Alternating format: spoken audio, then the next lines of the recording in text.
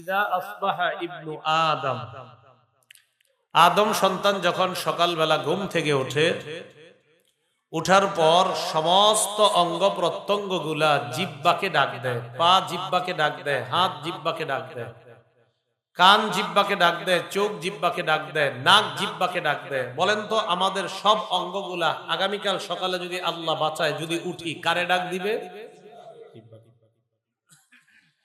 হাত পা সবগুলা জিহ্বারে ডাক দিয়ে কয়, জিহ্বা ইত্তাকিল্লাহ ফীনা, তুমি আমাদের ব্যাপারে আল্লাহকে ভয় করো। পা জিহ্বাকে ডাক দিয়ে বলে, জিহ্বা আমাদের ব্যাপারে আল্লাহকে ভয় করো। হাত জিহ্বাকে ডাক দিয়ে বলে, জিহ্বা আমাদের ব্যাপারে আল্লাহকে ভয় করো। চোখ কান নাক জিহ্বাকে বলে, জিহ্বা আমাদের ব্যাপারে তুমি আল্লাহকে ভয় করো। ফাইন্নামা নাহনু বিকা, আমরা তোমার অনুগামী, আমরা তোমার অনুসারী, তুমি আমাদের লিডার।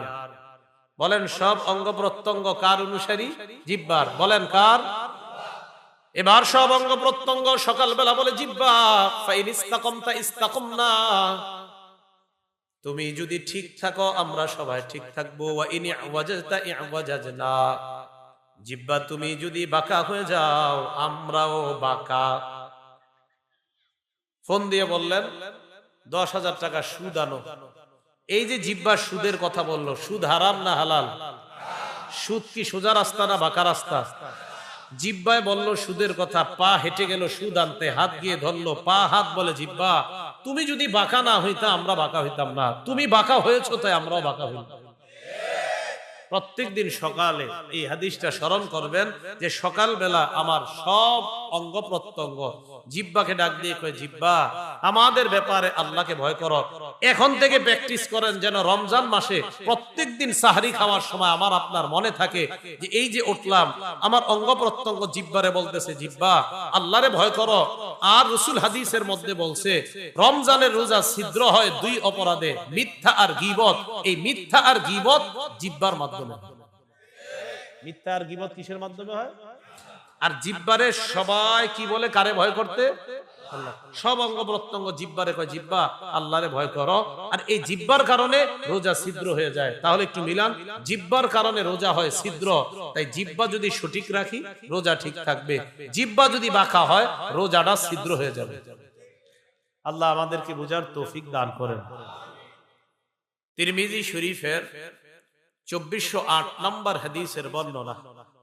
এই হাদিসের বর্ণনাকারী সাহাবীর নাম সাহাল ইবনু সাদ রাদিয়াল্লাহু তাআলা।